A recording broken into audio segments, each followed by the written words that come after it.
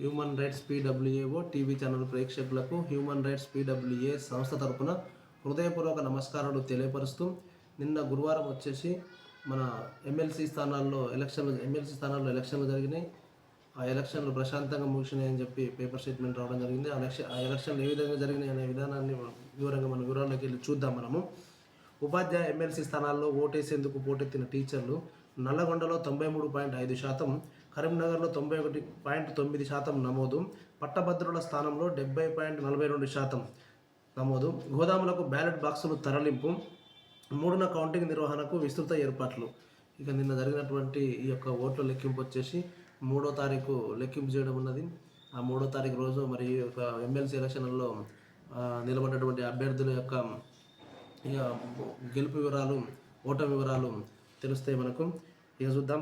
ఇక కమలనాథుల్లో ఒక చర్చ జరుగుతుందంట. ఏమనంటే ఒకటి పక్క అని రెండింటిలో గట్టి పోటీస్తున్నాను అనుకుంటున్నట్ట మన కమలనాథులు, బీజేపీ వాళ్ళు. ఇక వివరాల్లోకి వెళ్ళి చూద్దాం. రాష్ట్రంలో 2 టీచర్ ఎమ్మెల్సీ స్థానాలు, 1 పట్టభద్రుల ఎమ్మెల్సీ స్థానానికి గురువారం నిర్వహించిన పోలింగ్ ప్రశాంతంగా ముగిసింది. పోలింగ్ సందర్భంగా ఎలాంటి అవాంఛనీయ సంఘటనలు జరగకుండా పోలీసులు భారీ బందోబస్తు ఏర్పాటు చేశారు. ఉదయం 8 గంటలకు ప్రారంభమైన పోలింగ్ పట్టణ ప్రాంతాల్లో సాయంత్రం 4 గంటల దాకా, పట్టణ ప్రాంతాల్లో ఏమో సాయంత్రం 4 గంటల వరకు పోలింగ్ జరిగింది. మారుమూల ఏజెన్సీ ప్రాంతాల్లో అయితే 4 నుంచి 4:30 గంటల వరకు పోలింగ్ కొనసాగిందట. మొదట 2-3 గంటల పాటు కొంత మందకొడిగా సాగిన పోలింగ్ ఆ తర్వాత బాగా పుంజుకుంది. ఇది వాస్తవమైన విషయమే. మొదట కొంచెం మందకొడిగా ఉంటుంది, తర్వాత బాగా పుంజుకుంటుంది ప్రతిసారి కూడా. ఆ తర్వాత బాగా పుంజుకుంది. కొన్ని పోలింగ్ కేంద్రాల్లో సాధారణ ఎన్నికలను తలపిస్తూ క్యూలో వేచి ఉండి మరీ పట్టభద్రుల ఓటు హక్కును వినియోగించుకున్నారు. 2 నియోజకవర్గాల్లోనూ ఓటేసేందుకు టీచర్లు పోటెత్తారు. పోలింగ్ సమయం ముగిసేటప్పటికి నల్లగొండ, వరంగల్, ఖమ్మం టీచర్ ఎమ్మెల్సీ స్థానాల్లో 93.55%, కరీంనగర్, మెదక్, ఆదిలాబాద్, నిజామాబాద్ టీచర్ ఎమ్మెల్సీ స్థానాల్లో 91.90%, కరీంనగర్, మెదక్, ఆదిలాబాద్, నిజామాబాద్ పట్టభద్రుల ఎమ్మెల్సీ స్థానంలో 70.42% మంది ఓటర్లు తమ ఓటు హక్కును వినియోగించుకున్నారు. నల్గొండ టీచర్ ఎమ్మెల్సీ స్థానంలో మొత్తం 25,797 మంది ఓటర్లు ఉండగా 24,132 ఓట్లు పోలయ్యాయని ఎన్నికల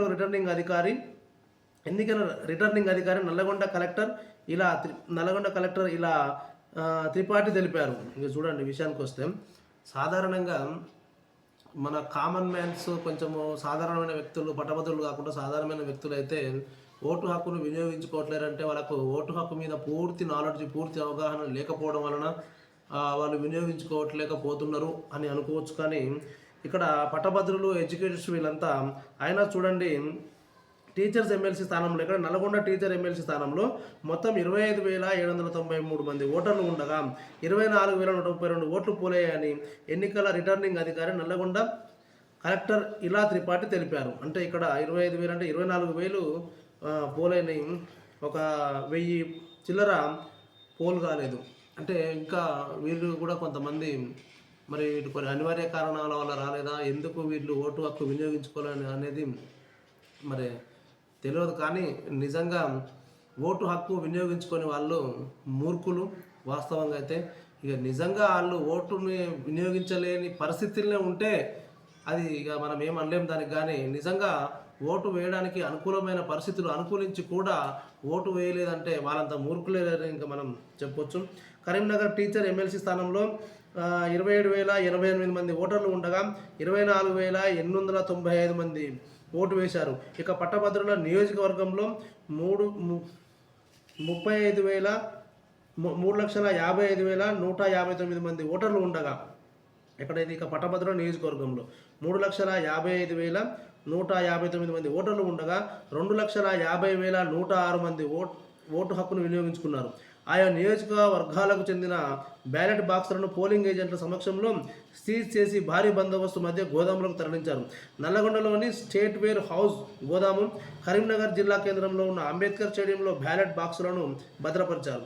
ఆయా నియోజకవర్గ కేంద్రాల్లో మార్చి 3న ఓట్ల లెక్కింపు చేపట్టేందుకు విస్తృత ఏర్పాట్లు చేపడుతున్నారు. ఈ ఓట్ల లెక్కింపులో ఎలాంటి ఇబ్బందులు లేకుండా లెక్కిస్తే బాగుంటుందని చెప్పి మేము కోరుతున్నాం. ఇక ఖమ్మంలో ఫ్లెక్సీపై వివాదం, ఉద్రిక్తత. ఈ ఓట్లు విషయాలలో ఏమేమి జరిగినాయి, ఈ ఓటు విషయంలో టోటల్గా చూద్దాం. ఖమ్మంలో ఫ్లెక్సీ వివాదంపై ఉద్రిక్తత ఏర్పడిందని చెప్పి తెలుస్తుంది. ఇక్కడ ఉపాధ్యాయ ఎమ్మెల్సీ ఎన్నిక నేపథ్యంలో ఖమ్మం రిఖా బజార్ పాఠశాల పోలింగ్ కేంద్రం వద్ద ఉద్రిక్తత ఏర్పడింది. ప్రచారం కోసం బీజేపీ ఏర్పాటు చేసిన ఏర్పాటు చేసిన టెంటులో ఉన్న ప్రధాని మోదీ ఫ్లెక్సీని తొలగించాలని యూటీఎఫ్, టీఎస్పీ, ఆర్టీయూ సంఘాల నాయకులు ఆందోళనకు దిగారు. మోదీపై టీఎస్యూటీఎఫ్ నాయకులు అనుచిత వ్యాఖ్యలు చేశారంటూ బీజేపీ కార్యకర్తలు టెంట్లను కింద పడేశారు. దీంతో రెండు వర్గాల మధ్య తోపులాట జరిగింది. అనంతరం ఇరు వర్గాలకు పోలీసులు సర్ది చెప్పి వదిలేశారు. ఇవన్నీ కామనే ఈ ఓట్ల టైంలో, ఎందుకంటే వాస్తవంగా ఇలాంటివి జరగొద్దు. ఇదంతా ఈ బాధ్యత ఎవరైతే తీసుకుంటున్నారో పోలీసు వారు ఇలాంటివి జరగకుండా ముందు జాగ్రత్తలు వహిస్తే బాగుంటుందని చెప్పి మేము తెలియపరుస్తున్నాం. సరే, ఏదేమైనప్పటికీ రెండు వర్గాల మధ్య తోపులాట జరిగిందట. అనంతరం ఇరు వర్గాలను పోలీసులు సర్ది చెప్పి వదిలేసిరట. అయిపోయింది. ఇక భూపాలపల్లి జిల్లా పలిమెల మండలంలో ఒకే ఒక్క ఓటుతో 100% పోలింగ్ నమోదైంది. ఒకే ఒక్క ఓటుతో 100% పోలింగ్ నమోదైందా? భూపాలపల్లి జిల్లా పలిమెల మండలంలో ఒకే ఒక్క ఓటుతో 100% పోలింగ్ నమోదైంది. ఆ ఒక్క ఓటు కోసం 5 పోలింగ్ సిబ్బంది, ఒక రూట్ ఆఫీసర్, భద్రతకు 2 పోలీసులు పర్యవేక్షించగా ఉపాధ్యాయుడు జాడి సుధాకర్ తమ ఓటు హక్కును వినియోగించుకున్నారు. సిద్దిపేట జిల్లా కొండపాక ప్రభుత్వ జూనియర్ కళాశాల అధ్యాపకుడు వంగ అమరేందర్ రెడ్డి తన ఓటు హక్కు వినియోగించుకునేందుకు వినూత్న తీరులో వ్యవహరించారు. ఆయన స్వగ్రామం నుంచి కొమరవెల్లిలోని పోలింగ్ కేంద్రానికి సుమారు 6 కిలోమీటర్లు ఉండగా సమీప గ్రామాల మీదుగా 22 కిలోమీటర్ల మేర జాగింగ్ చేస్తూ ఆయన పోలింగ్ కేంద్రానికి చేరుకున్నారు. ఈ విధంగా ఎందుకు జాగింగ్ చేస్తూ చేరుకున్నారో చూద్దాం. మరి ఓటింగ్ పట్ల అవగాహన కల్పించాలన్న లక్ష్యంతో 22 కిలోమీటర్ల జాగింగ్ చేసినట్టు తెలిపారు. ఓకే, మంచి కార్యక్రమం ఇది, మంచి చేశారు మీరు. కానీ ఇది ఓట్ల సమయంలోనే కాకుండా మామూలు సమయంలో కూడా ఇలాంటి అవేర్నెస్ ప్రజలకు ఇవ్వడానికి ముందుకు వస్తే బాగుంటుందని చెప్పి మేము తెలియపరుస్తున్నాం. ఇక సంగారెడ్డి జిల్లా గుమ్మగిడిదల మండలంలోని ప్యారానగర్లో డంపు యార్డుకు వ్యతిరేకంగా ఎమ్మెల్సీ ఎన్నికల పోలింగు పట్టభద్రులు దూరంగా ఉన్నారు. ఇక్కడేంది, సంగారెడ్డి జిల్లా గుమ్మడిదల మండలంలోని ప్యారానగర్లో డంపు యార్డుకు వ్యతిరేకంగా ఎమ్మెల్సీ ఎన్నికల పోలింగ్కు పట్టభద్రులు దూరంగా ఉన్నారు. 295 మంది ఓటర్లకు గాను 42 మంది ఓటు హక్కు వినియోగించుకున్నారు.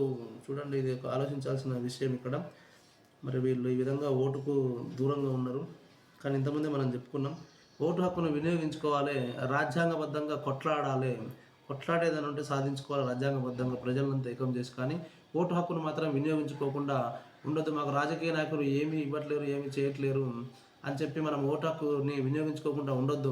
మనం ముందు జాగ్రత్తగా ప్రజలను చైతన్యపరిచి ఎవరైతే మనము ఓటు వేస్తే మనకు మంచిదో ఆ విధంగా ఆలోచించి ఓటు వేసి నాయకులను ఎన్నుకొని ఆ నాయకుల చేత పని చేయించుకునే బాధ్యతను కూడా ఈ ఓటు హక్కు మీద పూర్తి అవగాహన ఉన్నవారు, చట్టం మీద ఎంతో కొంత పట్టు సాధించిన వారు మిగతా వారికి సపోర్ట్ చేస్తూ మనకు కావలసినటువంటి రాజ్యాంగబద్ధమైన పనులన్నీ సక్రమంగా జరిగే విధంగా ప్రతి ఒక్కరు ఆలోచించాలని చెప్పి మేము కోరుకుంటున్నాం. ఇక ఆసిఫాబాద్ జిల్లా కాగజ్ నగర్ మండలం చారిగాం గ్రామానికి చెందిన జాకీర్ పాషాకు 2 చేతులు లేకున్నా పోలింగ్ కేంద్రానికి వెళ్ళి ఖాళీ బొటన వేలుతో ఓటు వేశారు. చూడండి, ఇతను చూసి ఓటు హక్కు వినియోగించుకొని వాళ్ళు ఎవరైనా ఉంటే వాళ్ళు బుద్ధి తెచ్చుకోవాలి. ఇతను చూసి చూడండి, ఆసిఫాబాద్ జిల్లా కాగజ్ నగర్ మండలం చారిగాం గ్రామానికి చెందిన జాకీర్ పాషాకు 2 చేతులు లేకున్నా పోలింగ్ కేంద్రానికి వెళ్ళి ఖాళీ బొటన వేలుతో ఓటు వేశారు.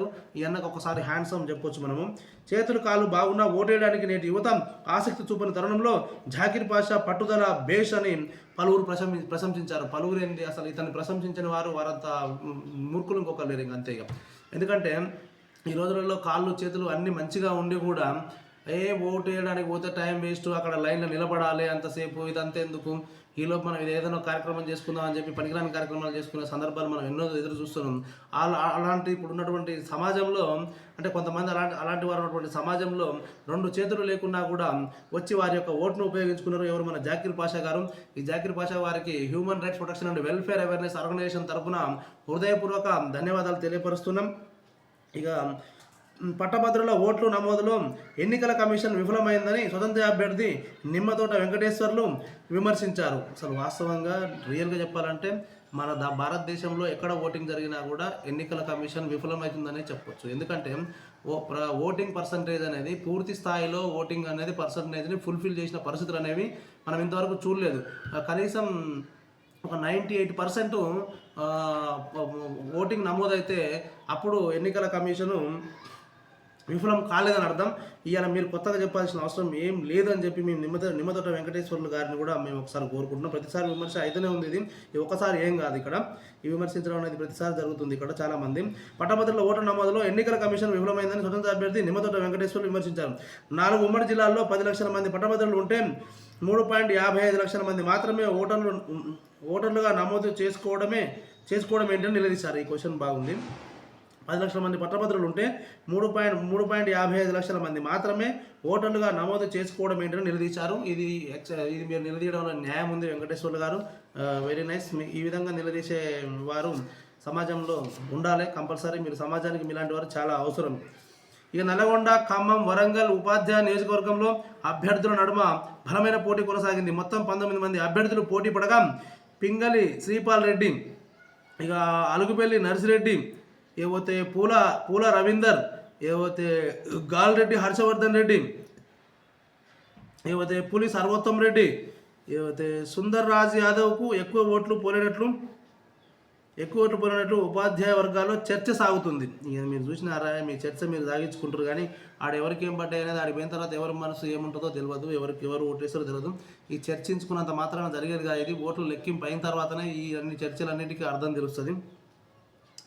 ఇకపోతే 4 ప్రధాన అభ్యర్థులను మద్దతు ఇచ్చిన ఉపాధ్యాయ సంఘాలు చెబుతున్నాయి.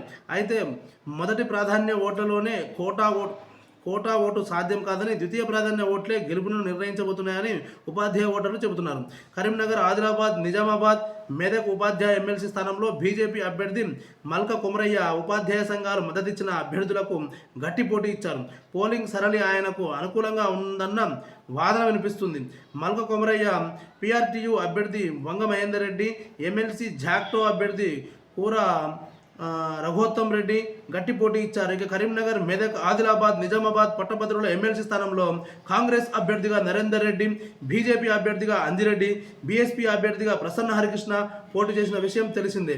మొదటి నుంచి భావించినట్లుగానే ఇక్కడ ముక్కోన పోటీ జరిగింది. బీఎస్పీ అభ్యర్థి ప్రసన్న హరికృష్ణకు కరీంనగర్లో ఎక్కువ ఓట్లు పడ్డాయన్న చర్చ జరుగుతుంది. ఉమ్మడి నిజామాబాద్, మెదక్, ఆదిలాబాద్ జిల్లాల్లో కాంగ్రెస్, బీజేపీ హవా ఎక్కువగా కనిపించినట్లు చెబుతున్నారు. బీఎస్పీ అభ్యర్థి గట్టి పోటీ ఇచ్చిన కాంగ్రెస్, బీజేపీ అభ్యర్థుల్లో ఒకరు ఎమ్మెల్సీ స్థానాన్ని కైవసం చేసుకునే అవకాశాలు ఉన్నట్లు అంచనా వేస్తున్నారు. ఇక నిపుణులు వేసినటువంటి అంచనాలు విన్నాం, మనము పోలింగ్ జరిగినటువంటి విధానాన్ని విన్నాం. ఇక మొత్తానికైతే వాస్తవంగా చూస్తే ఇక్కడ పోలింగ్ అనేది కొంత ప్రశాంతంగానే, మ్యాక్సిమం ఒక 90% ప్రశాంతంగానే జరిగిందని మనం తెలుసుకోవచ్చు ఇక్కడ. కాబట్టి ఇక్కడ మనం ఫలితాల కొరకు ఇక 3వ తారీఖు వరకు ఎదురు చూద్దాం. 3వ తారీఖు రోజు మళ్ళీ ఫలితాలతో మేము ముందుకు రాబోతుంది human rights PWAO TV. Thank you, ధన్యవాదాలు.